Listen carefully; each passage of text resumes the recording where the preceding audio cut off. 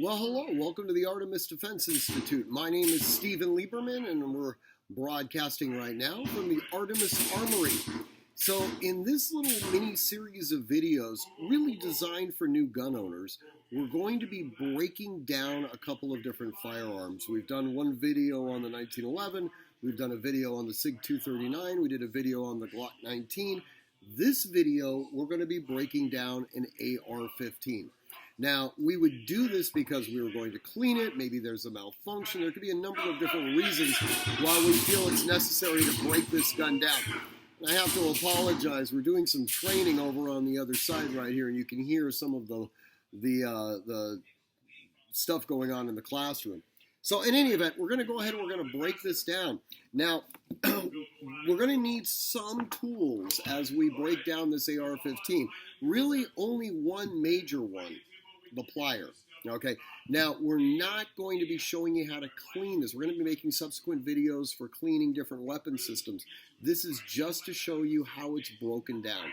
Now, with all firearms, we're going to do the same thing. We always start our videos with the same safety lecture. We are going to treat all firearms as though they're loaded. We're never going to let the muzzle cover or point at anything that we're not prepared to destroy. We're going to keep our finger off the trigger unless our sights are on target and we've made the decision to shoot.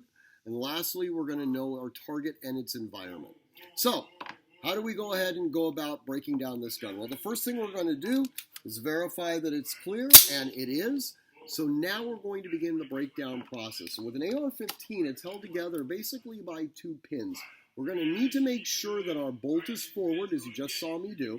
We are then going to press from the other side, right here where my thumb is, we're going to press the rear takedown pin. You're going to see it actually pop out right here. We can then remove it, and you're going to see that the entire firearm hinges forward. All right, now breaks up in that respect. I am now going to remove the upper receiver simply by pressing the forward takedown pin and then removing that. Now, I can have my lower receiver and my upper receiver totally separate. Once I've got my upper receiver out, I'm going to release this, pull this out just a little bit. This will now allow me to remove the bolt carrier group. This is where I am going to probably have to do the majority of my cleaning because I still need to break down this bolt carrier group a little bit. The very first thing I'm going to do is want to remove my firing pin. Now, as you can see, there's a little cotter pin right there in place, and for that, I'm going to need this pair of pliers. I am going to simply remove that. I'm going to need to make sure that I don't lose that cotter pin. By doing so, the firing pin now simply slides right out. That gives me the ability to clean it and do what I need to do. I now want to remove this crown. Now to do that, I'm going to turn that in, and I'm just like this, so you can see it. I'm going to turn that in. I'm going to turn this little square plug, and it's now going to allow me to simply remove that. That effectively acts similarly to the cotter pin. I now can remove the crown completely, again, so that I can clean it. To reassemble this, I am going to insert, and as I insert, I'm going to be looking through there, see if you can see the light, so that I can line up those holes. Now, I'm going to, inside that cotter pin, you'll notice there's a hole. That's where the firing pin is going to go through.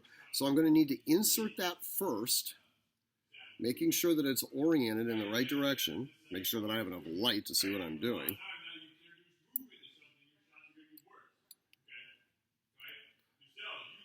Now, I can go ahead and insert my firing pin, let it sit all the way flush, and then take my cotter pin and replace it. Now that should sit flush. When it's flush in there, it's now going to be able to operate properly without any issues. Okay? Now I'm going to take this, go back to my upper receiver, make sure that the charging handle is still loose. It can't be all the way in, it can't be all the way out. I am now going to take the bolt carrier group, well, actually make sure that the crown is in the forward position, insert it in, and then simply send it home. At this point, I now can reattach my upper receiver and my lower receiver. The easiest way to do that is to simply line up the holes with my forward takedown pin, place it in, close it, press in the rear takedown pin. My AR-15 is now back in potential operation. Again, I want you to train constantly, train consistently, train repetitively, and train with purpose. If you're putting together your weapon and you seem to have extra parts or things aren't going in the way they're supposed to go in, take what you have over to a licensed gunsmith, okay? Or you could always contact us and we might be able to walk you through it. But don't ever just simply try to make things work. Again, guys, train constantly, consistently, repetitively, and with purpose, and stay safe.